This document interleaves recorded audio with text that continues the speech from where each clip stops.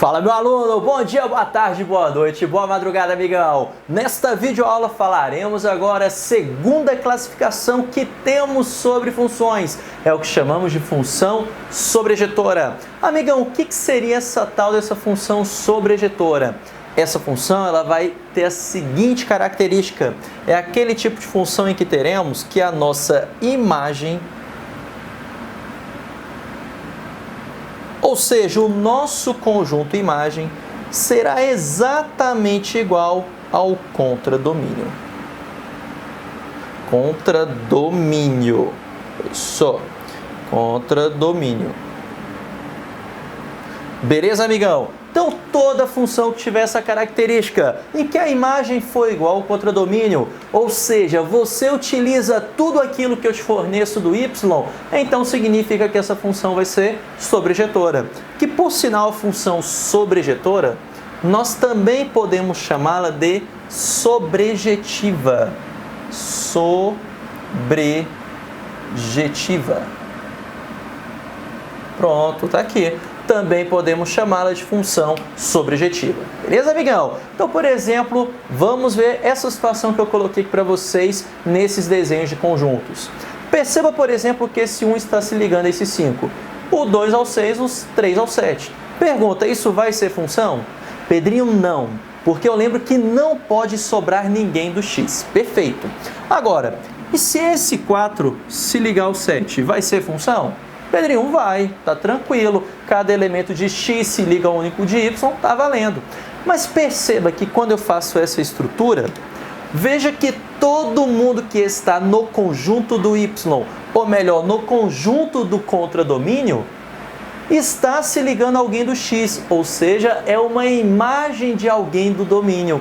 Então significa que aqui temos a situação em que os dois conjuntos são iguais, porque eu estou utilizando todos os elementos do y. Beleza, amigão? Então, sempre que imagem for igual a contradomínio, chamamos essa função de sobrejetora ou sobrejetiva. Agora, vamos ver graficamente como podemos saber se uma função é sobrejetora ou não.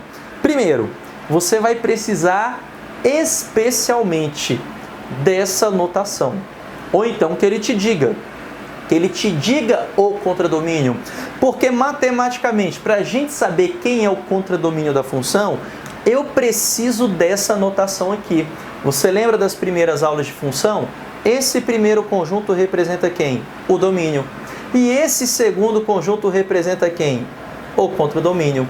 Então significa que nesse primeiro exemplo que eu coloquei para vocês, o contradomínio equivale a todos os números reais. Agora olha para cá.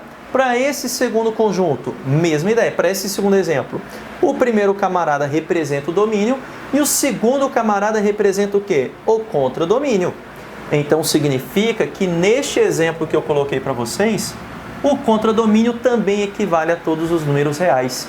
Agora, como é que a gente faz para identificar graficamente o conjunto imagem? É só você bater o olho no gráfico e analisar os valores de y que aparece aqui para você. Claro que por questão, vamos dizer, de realidade, eu nunca vou conseguir desenhar esse gráfico completamente. Eu estou te falando que o domínio são todos os reais, então vai continuar utilizando o valor de x, tanto para a esquerda quanto para a direita, amigão. Beleza? Então sempre eu vou continuar aqui. Esse gráfico, ele vai continuar subindo aqui, ó. Esse gráfico também vai continuar subindo aqui. Então não tem caneta e nem papel suficiente para poder desenhar isso daqui. Então, na verdade, só vai haver para você o quê? Uma pequena parte desse gráfico, uma pequena representação dele, para você ter uma certa ideia desse gráfico. Beleza. Agora, analisando esse gráfico aqui, para esse primeiro exemplo, quais os valores de y que você tem dele? Pedrinho, pelo que eu estou percebendo, eu posso ter todos os positivos. Perfeito. Esse gráfico possui todos os y que são positivos. Olha aqui, ó. Veja que qualquer camarada desse y aqui, ó, ele vai ter um x correspondente. A gente está analisando o y. Veja que sobrejetora analisa o conjunto do y. Agora, continuando. Veja que esse gráfico também tem um zero. Vai ter um zero, sem problema algum. E esse gráfico também terá números negativos para y. Olha aqui, ó.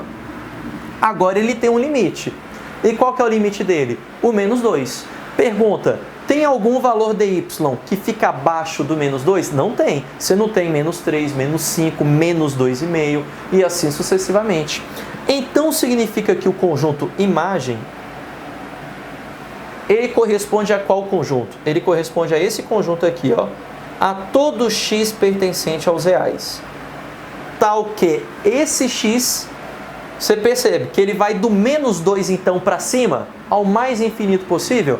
Então significa que esse x é no mínimo igual a menos 2, ou seja, ele é maior ou igual a menos 2. Agora, e o conjunto do contradomínio? Como vimos ali pela notação, o contradomínio equivale a todos os números reais. Te pergunto, esses dois conjuntos são iguais? Não, veja que aqui, por exemplo, você tem o menos 5, aqui você não tem. Então, como esses dois conjuntos são diferentes, significa que essa primeira função aqui, ó, não é sobrejetora.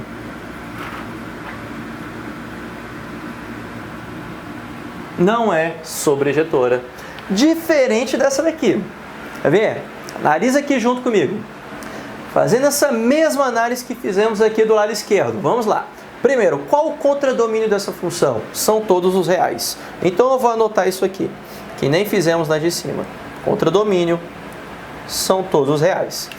Agora, perceba que essa função também tem o domínio sendo todos os reais. Então significa que o gráfico dessa função não está limitado ao que está no gráfico. Essa parada continua, amigão, para todos os x positivo e para todos os x negativo, ou seja, ela continua crescendo e decrescendo indefinidamente. Pelo menos é essa a proposta de gráfico que temos aqui. Tudo bem? Agora, veja os valores de y que você tem. Você concorda comigo que como valor de y, essa função, vai ter toda essa parte aqui, ó? Pedrinho, concordo, porque pelo que eu estou vendo, tem sempre esses valores de y para o x correspondente. E ela cresce toda a vida. Bacana.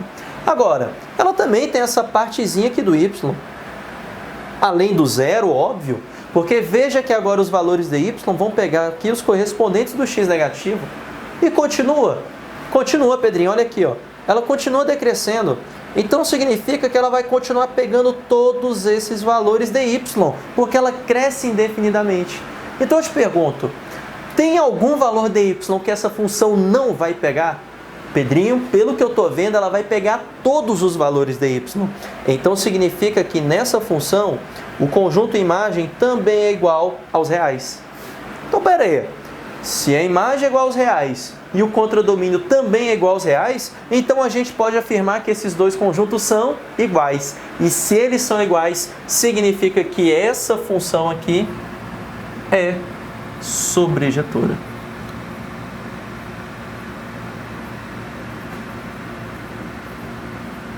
Percebeu, amigão? Tranquilo isso? Fechou? Então veja, tem que tomar muito cuidado com isso. Então ele precisa te dar essa anotação aqui para você poder classificar a função em sobrejetora ou não. Pedrinho, mas e se ele não me der e também não falar na questão qual é o contradomínio? O que eu faço?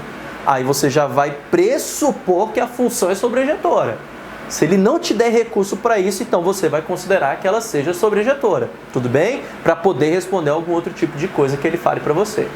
Beleza, amigão? Tranquilo isso? Então isso daqui é o que temos para falar sobre a tal função sobrejetora. E obviamente, se eu tivesse um número 8 aqui, por exemplo, você concorda comigo que sobrou elemento do y? Se sobrar elemento do y, não é sobrejetora. Tudo bem? Todo mundo do y tem que se ligar a alguém. Fechou? Agora, para finalizarmos essa classificação, falta da gente falar da função bijetora, mas isso somente na próxima videoaula. Beleza, amigão? Então, forte abraço e bons estudos para você. Valeu!